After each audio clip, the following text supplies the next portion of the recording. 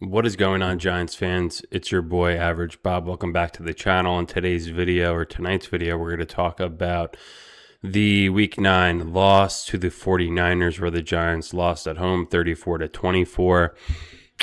This game, even though it was a 10-point game at the end, it felt like a much bigger loss, and I'll touch on a lot of that and why. But I think the biggest reason why was because the 49ers went down the Giants' throat at will, not just by passing the ball, as Mac Jones went 19 for 24 for 235 yards, 2 touchdowns, but really from a running perspective where I want to touch on this play for a sec, so I'll pause right here. But McCaffrey went up 28 for 106 and a touchdown, and Brian Robinson, which we'll touch on later in this video, is 5 for 53 and a touchdown with as long of the 18-yard touchdown run, where we'll talk about Deonte Banks.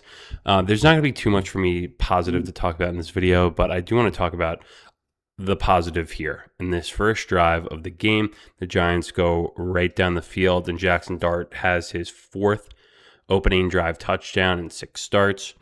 And to that extent, Theo Johnson is a guy who has potential, but he's just wildly inconsistent. He has a great play like this, and then he'll have 4 or 5 drops or catch a ball and get dropped immediately for a 2-yard gain. I think when the Giants start him week in and week out, I think this is what they think they're going to get every single time they get the ball in his hands. They're getting shades of Bavaro, Shockey. But in real life, in all honesty, he's whatever, mid or 6'7", or whatever you guys say these days. But I don't even know if that would quantify for that. But that's my attempt at a reference to some cool things that you all do these days. I am just an old man at this point.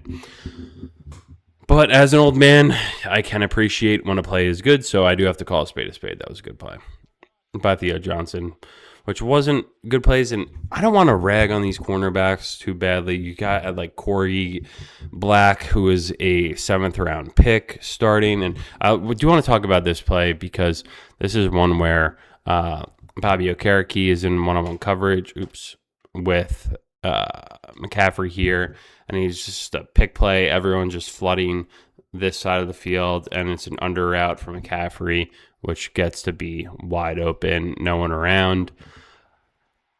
I'll tell you right now, if I'm playing the Giants in the upcoming schedule, I'm taking this exact play call and putting it in my red zone package and running it. Maybe the exact same play, or just flipping it and doing it to the other side of the field, because this is something that the Giants have a lot of trouble with and they can't seem to stop. I'm not sure why Quincy Nunez-Roche was in a cute quarterback spy on Mac Jones. Maybe because he was nervous about his 4 carries for 4 yards with a long of 2. I'm not quite sure. But the Giants defense does do a lot of mind-boggling things, and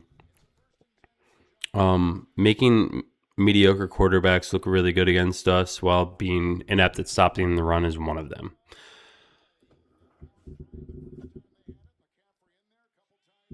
And this was Dexter Lawrence. I mean, he didn't look good. Another game that he didn't look good. And this is against, this is the thing between the Giants and everyone else, right? The Giants want to make excuses. They want to say, oh, we're down 3 guys in our secondary. We are banged up at linebacker. We lost our starting wide receiver, starting running back. Well, so did the 49ers. The 49ers don't have a starting wide receiver. They're on their backup quarterback, who is slicing and dicing you up all the way up and down the field. And they have key guys at prime positions and leaders on their defense out. And not only do they not make any excuses for that, they beat the crap out of you on the road. Look at how many 49ers fans are at this game. Metlife Stadium, though, has been an easy place for teams to come to when they desperately need a win and beat the crap out of the Giants in front of their home fans. And I'm not even mad at Corey Black for this. Like, Juwan Jennings gets a lot of buzz. This was someone who the Giants were talking about trading for, even though he's like super hurt and like whatever. Like, I wouldn't give up anything for him. But like, and the Giants need to start having really big decisions about the future of this franchise, because week in and week out, it's kind of the same thing. And ooh, great play by my boy Van Roten here. Let's see. Van Roten helps out John Michael on the inside. Then he's looking back for work. 91. Boom. That's great veteran play there on 3rd and 13. Trying to just look for work, being busy. And then I think, oh yeah. So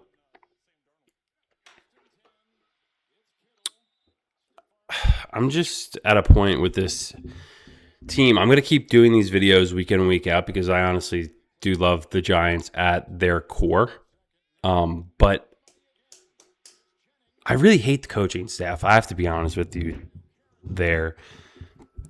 The Giants are so penalized by their own doing, but they also don't get any breaks. And it's because probably their coach is likely viewed as an asshole. Always yelling at the refs, always kind of a hot-headed guy. And clearly they don't want to give the Giants calls, nor do they really respect him. So this is just the bad things that just happens, when you're 2-7 for the 3rd straight season. I do want to talk about the Giants defense here because Shane Bowen, I believe, has to go. Dan Duggan had a tweet that said, they held the Eagles and the Broncos to 17 points over a 7.5 quarter stretch, and then they allowed 105 points in the past 9 quarters. Shane Bowen from Giants Wire, defense has surrendered 30-plus points in 3 consecutive games. And this is a 49ers team without their QB1, wide receiver 1, and other key players. In the last 6 quarters, Shane Bowen's defense has allowed 875 yards, 85 points, and just forced just 1 punt. And this is from Jones to China. That's wild. It's not even bad anymore. It's reached historically bad. And it's crazy because we've seen bad.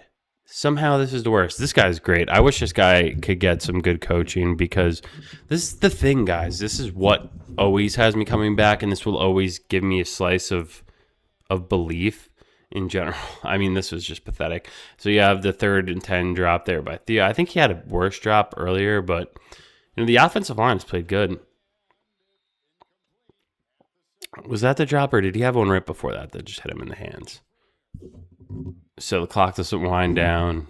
You miss a 45-yard field goal here on Joe Shane. Again, they haven't figured out the kicker situation with Graham Gano. My point being here is that the Giants have talent. Let me explain. The O-line's finally back to being mediocre and decent enough to win games. Jackson Dart, plenty of potential. On the defensive side, Brian Burns is elite. Kayvon's whatever. Abdul Carter, plenty of potential. Dexter could bounce back. There are guys that you could build a team around to move forward, and especially if you get Scatterbo and Neighbors back. McFadden coming back next year too, but it's the coaching never seems to unlock these players and making them better. Guys get way better when they go to other teams. I mean, McKinney was great with the Giants, but look what he's done since he went to the Packers. Julian Love, Saquon, even, going to the Eagles. So guys Daniel Jones on the Colts. There's something with the coaching here that is just not, the players have all changed, right? So what's the excuse? Injuries? Every team has injuries. No teams consistently look this bad. Also, if you're mad about the injuries from Shane Bowen and his defense, this was the team that they built. They brought these guys in.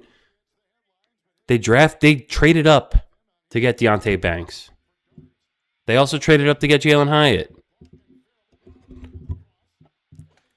And this is a team that they built themselves. And you reap what you sow. You gotta...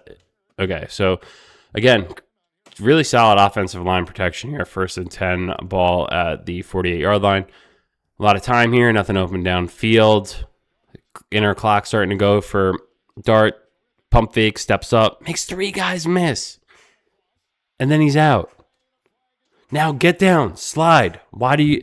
It's these little things, these little bumps, these little things, trying to run people over at the end of these plays where you got to learn how to be able to just survive a little bit and try to be a little bit healthier, because these are going to add up. And I don't like the coach running quarterback powers when you're down multiple scores. I'm sorry. Call me soft. Call me a pussy. Call me whatever you want. If Jackson Dart goes down when you're losing by 2 or 3 scores, people are going to be calling for Brian Dable's head on a spike outside of the stadium. Tell me I'm wrong. This is where Brian Dable gets so weird. 4th and goal. It's still it's a 2-score game anyway you slice it. So why kick a field goal to still make it a 2-score game when your defense can't stop anything? He's so good. Brian Burns, Defensive Player of the Year. Brian Burns. I mean, he's not going to get it because they're 2-7, but man, we're wasting a year from him. We're wasting a year out of the potential of Dart, and this is because Joe Shane failed to build properly. Through the draft, the free agents that they brought in, Javion Holland and Paulson Adebo, both hurt, both also were injury prone when they signed them. So whose fault is that? Mac Jones, just doing whatever he wants. Don't really play a lot of daily fantasy sports anymore, but if you started Mac Jones today, I bet he had a very low, he's like a Kittle there. He's like in the fetal position. He had a very low take rate or percentage played. And then this is,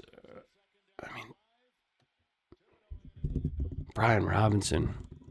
I always kind of liked Brian Robinson when he was on the Commanders, but here's the bad play. This is something that Deonte Banks has been putting on tape for a number of years now. Here you have it. This might be the worst one, probably as bad as the Steelers game that he got benched after the Monday night game a couple years ago. But damn, that was just so bad on the level that we haven't seen thus far. And this was the guy that Joe Shane traded up to get. So Joe Shane wanted this guy over Joey Porter Jr., who's making plays. I think he had an interception late in the Colts game today. He would have been nice to have. Instead, you got a soft-ass guy from Maryland who doesn't know how to tackle anyone or really cover anyone either. You probably can't bring him back. It's funny. Like, Slayton's going to be around for 3 more years, Giants fans, and he is going to eclipse some of your favorite Giants players from your childhood, from growing up, from loving this team as much as I have. Darius Slayton's going to have more career reception yards than a lot of the ones that you love. And if you don't believe me, just give it a goog and you can see for yourself, because it's just a sheer thing of just being on the team for such a long time that the stats are going to add up over time. I mean, we had the Dart at anytime touchdown, which is helpful, but I don't know. I just don't want him to see him get hit. Nice block by Singletary. Dart's the man, huh? We do have a bright future. I just want a quarterback to be, or a coach that could be a people manager and bring everyone together. Maybe Dable was just trying to do too much and try to be too cool and whatever. Try to be more of a friend to these guys than a coach. Here's the thing with Jackson Dart. Like, when Dable's gone, and when Shane Bowen's gone, there's going to be absolute stud coaches out there that are going to be like, look, I know, like, if I were a coach, I'd be like, oh, I know what I could do. Now I could take over coaching this guy who's already a year into the league, who has a ton of raw potential, put them into my system, or build a system around what they're good at, because this coaching staff has no idea how to cater to the strengths of their players and bring out the most of them. Someone's going to be licking their chops out there. I don't know who it is. Maybe, I don't know. I have no idea who it is, but there is someone who is the right person for this job. Because the talent's there, I'm telling you. Just completely out-coached and outclassed today. In all facets of the game. And people want to say sometimes, oh, special teams looks good. It's like, special teams has been a freaking F- this entire season. It's a great throw between 2 guys. I mean, why doesn't Gunnar Olszewski get more burn? He catches it. Slayton's going to drop one. Theo Johnson's going to drop one. That's a great throw. Against cover 3. Look at that window. I mean, why does Gunnar Olszewski not play more? I don't know. I know it's the end of the game. Probably both teams kind of stopped playing, whatever. But, like, it looks better than Darius Slayton. If you need to play, you want to just do bullshit, I don't know, RPO bubble screens to Wan'Dale Robinson for 2 yards on 3rd and 13.